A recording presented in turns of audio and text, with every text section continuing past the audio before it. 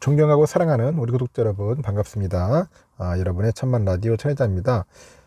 이제 또 오후 시간을 맞이해서 여러분들께 또 재미있는 이야기 한번 들려드리고 여러분의 또 소식도 댓글도 한번 잠시 확인하고 서로 인사 나누는 시간을 잠시 가져보도록 하겠습니다.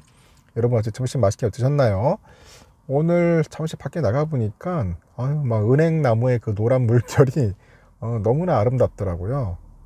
그 길가에 은행나무 길이죠. 일종의 은행나무 길 사이를 갔는데 너무나 아름다웠습니다. 이게 황금 물결이라고 해야 할지 모르겠다. 노란 물결 너무나 아름답고, 또 은행나무 큰 나무를 보니까 그 보는 그 자체가 힐링이었어요. 힐링. 너무나 좋더라고요. 요즘 보니까 뉴스상에서는 너무나 안타까운 뉴스가 있어요. 보니까 서울에 이태원의 그 압사사고, 할로윈 축제 때 그걸 보면서 저도 깜짝 놀랐습니다. 야, 우리나라도 이런 게 또 발생하는구나, 이런 사고가 나는구나 하면서도 한편으로는 좀 그래요. 이게 뭔가 절제되지 않고 통제되지 않는 그런 무질서한 또 모습을 보면서 좀 안타까움도 많이 가지게 됩니다. 대부분이 20대 젊은 친구들이더라고요. 그 압사당한 그 피해자들이 보니까 너무나 조금 뭐 슬픈 소식이죠. 앞으로는 이제 사람들 많이 몰려있는 데나 그런 데 갔을 때는 뭔가 좀 통제가 필요할 것 같고, 행정 당국이나 이제 경찰들의 그런 좀 제재가 좀 필요할 것 같아요.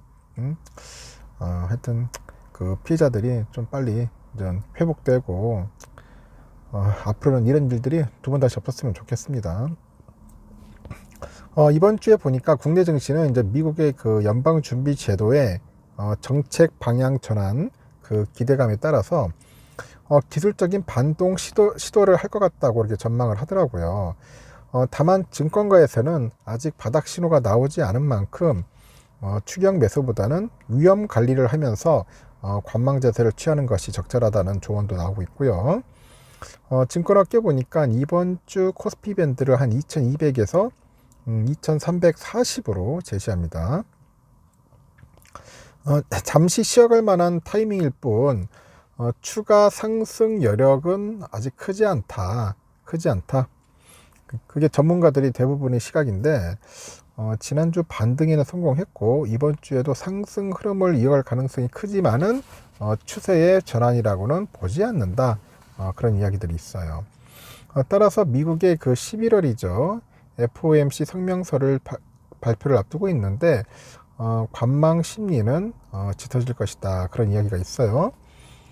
최근 주식장은 그 FED의 피벗 기대에 따른 기술적인 반등 구간이라고 판단을 하는데, 그 FED의 금리 인상으로 인해서 실물 경제의 둔화 그리고 신용 리스크 그 점증이 나타나고 있는 상황이에요.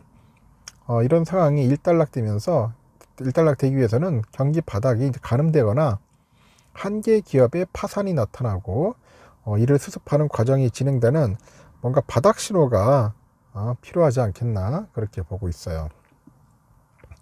하지만 그 바닥 신호 없이 FED 정책 전환 기대가 먼저 올라온 상황이어서 추세 전환이라기보다는 기술적인 반등이라고 보는 것이 타당합니다. 기술적인 반등. 일반적으로 주식장의 기술적인 반등은 낙폭의 50%그 내외인 경우가 많은데, 그 8월 고점 대비 주가 낙폭을 감안하면은 추가 상승 여력이 커 보이지 않아서 추격 매수보다는 리스크 관리가 중요한 시점이 아니냐, 뭐 그렇게 말하는 사람도 있어요. 일단 다음 달 3일이에요. 새벽 3시 예정된 11월 FOMC를 두고 관망 심리는 커질 것 같아요. 관망 심리. 속도 조절에 대한 언급이 있을 경우 증시 반등은 지속되고 단기 오버슈팅 가능성도 있는 것으로 예상이 되는데, 일단은 11월 FOMC 그 회의 이후에 12월 FOMC 금리 인상 확률 변화가 글로벌 금융시장, 주식시장의 단기 향배를 결정 지을 것 같다. 그래서 속도 조절 이슈가 공시가 되면 50베이시스 포인트 금리 인상 확률이 레벨업 되고요. 아직은 8% 수준에 불과한 25베이시스 포인트 금리 인상 확률이 상승하는지 여부에 이제 주목을 해야겠죠.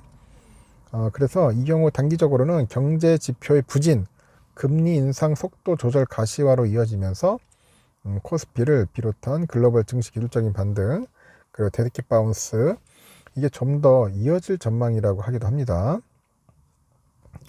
당분간 그 코스피는 2300선을 그 저항으로 2200에서 2300선 박스권 등락이 가능하며 이 과정에서 빠른 순환매가 전환될 것 같다. 그래서 추격 매수는 부담이다.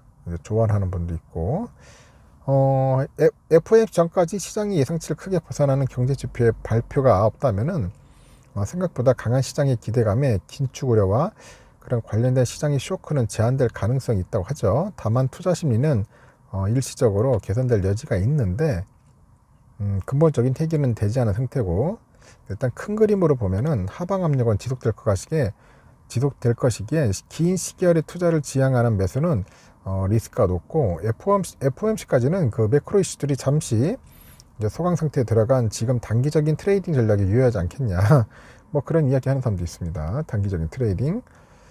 최근에 글로벌 그런 정책 금리의 그 가파른 인상 기조 속에서 유동성 경색 우려가 이제 수시로 부각되는 거야. 수시로. 그래서 금리 인상 속도 조절 기대가 이제 형성 중이다. 뭐 그렇게 이야기하는 사람도 있습니다. 그래서 12월 FOMC에서 속도 조절 가능성이 부각되고 있지만은 여전히 최종 금리 수준에 대한 그런 불확실성은 높은 상황이라고 이야기하면서 보수적인 투자 전략을 권고하는 사람도 있습니다. 더불어서 최근에 금융권의 자금시장 경색과 관련해서 그 우려가 이제 코스피의 상방을 제한하는 요인이 될 수 있다는 분석도 있는데, 금감원에 따르니까 지난달 그 회사채 발행 규모는 한 16조 4천억 정도로 전월 대비 20% 감소를 했습니다. 연초 2% 중후반이었던 그 우량 회사채 금리가 5%로 이제 급등을 하면서 기업들이 회사채 발행을 망설인 영향으로 현재 이제 또 분석이 되고 있어요. 그래서 강원도 그 미지급 사태 후폭풍으로 그 프로젝트 파이낸셜 자산 유동화 기업보험 그 ABCP라고 하는데, 그 차원 이슈를 넘어서 우량 기업보험 조달까지 이제 부정적인 영향을 이제 미쳐가지고 단기 자금 시장 경색의 우려가 커진 상황이라고 합니다. 그래서 주식장 입장에서도 기업들의 금융 비용이 약간 증가하고 자금 경색 가능성이 지속되면서 부담 요인으로 작용할 수 있다고 그렇게 언급하는 그런 연구원들도 있습니다. 그래서 아직까지는 오르는 타임이 아니다, 뭐 그렇게 생각합니다. 그냥 기술적인 반등일 뿐이고 더 횡보하거나 아니면 더 빠질 수도 있다. 당분간은 좀 기다려라, 관망하라, 관망, 뭐 그런 이야기들을 많이 하는 것 같아요. 아직까지 제가 봐도 장이 좀 불안전하다, 이제 그렇게 보시면 될 것 같아요. 저도 약간 보수적으로 여러분들이 접근했으면 좋겠습니다. 지금은 바닥은 아닐 겁니다. 하지만 내가 좋아하는 종목이고 내가 좀 믿을 만한 기업이라면 한번 유심히 살펴보면서 대응을 했으면 좋겠습니다. 우리는 뭐 삼성전자라서 그냥 꾸준하게 떨어질 때마다 이렇게 보긴 하긴 하는데 다른 종목들은 모르겠어요. 하여튼 월요일 장이 상당히 기대가 됩니다. 일단은 여기까지 하겠습니다. 여러분 힘내시고, 지금 삼성 이외에 그 다른 종목에서 물려있는 분들 꽤 많은 것 같은데 어떻게 할 수가 없어요. 지금 뭐 당장 뭐 손절해가지고 참 떠나기도 애매모호한 그런 상황일 겁니다. 좀 약간 장이 이제 상승장 올 때까지 조금 힘들지만은 좀 버티셨으면 좋겠습니다. 여기까지 하겠습니다. 여러분 힘내십시오.